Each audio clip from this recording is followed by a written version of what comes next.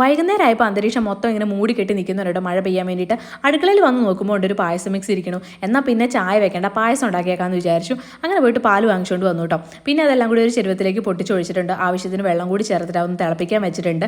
നമ്മൾ ആ ഓണത്തിൻ്റെ സമയത്ത് എന്തോ വാങ്ങിക്കുമ്പോൾ ഫ്രീ കിട്ടിയതാണ് കേട്ടോ ഈ ഒരു പായസം മിക്സ്.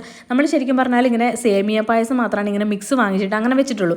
ഇത് പാലടയായിരുന്നു കേട്ടോ. ഇത് ആദ്യമായിട്ട് വെക്കാൻ പോകുന്നതാണ്. അപ്പോൾ നോക്കുമ്പോൾ നല്ല മഴയാണ് കേട്ടോ, ഇടി വെട്ടി മഴ പെയ്തുകൊണ്ടിരിക്കുകയാണ്. അങ്ങനെ പിന്നെ അത് തിളച്ചു വന്നു. അപ്പോഴേക്കും നമ്മൾ ഈ ഒരു മിക്സ് അതിലേക്ക് ഇട്ട് കൊടുത്തു കേട്ടോ. നോക്കുമ്പോൾ ഉണ്ട് ആഫി നല്ല പണിയിലാണ്. പുറകുവശമാണെങ്കിൽ ഈ മഴ ചാറ്റലടിച്ചിട്ട് ഫുള്ള് വെള്ളമായിട്ടുണ്ടായിരുന്നു. അവനാണെങ്കിൽ ആ നമ്മുടെ പെര തുടയ്ക്കുന്ന കോലുണ്ടല്ലോ അതുകൊണ്ട് അത് വൃത്തിയാക്കിക്കൊണ്ടിരിക്കുകയാണ് കേട്ടോ. അങ്ങനെ ഇത് തിളച്ച് വന്നു കഴിഞ്ഞപ്പോഴേക്കും ഏലക്കായ ചതച്ചത് ഇട്ട് കൊടുക്കുന്നുണ്ട്. പിന്നെ അത് നന്നായിട്ടൊന്ന് കുറുകി വന്നപ്പോഴേക്കും നെയ്യിൽ അണ്ടിപ്പരിപ്പ് മുന്തിരിയും കൂടി ഒന്ന് വറുത്തിട്ട് അതും കൂടി ഒഴിച്ചു കൊടുക്കുന്നുണ്ട്. അപ്പോഴേക്കും നമ്മുടെ പായസം റെഡി ആയിട്ടുണ്ട്. ഒരു മാസമായിട്ട് ഡയറ്റിൻ്റെ ഭാഗമായിട്ട് ചായയിൽ പഞ്ചസാര ഇട്ട് കുടിക്കാത്ത കഷ്ടിമുഷ്ടി ഒപ്പിച്ചുകൊണ്ട് പോകുമായിരുന്നു. ആ ഒരു കേട് 2 ഗ്ലാസ് പായസം കുടിച്ചങ്ങ് തീർത്തു. അപ്പോൾ ഇതൊരു പ്രത്യേകതരം ഡയറ്റാണ്, ആരും ഫോളോ ചെയ്യാൻ നിൽക്കരുത്.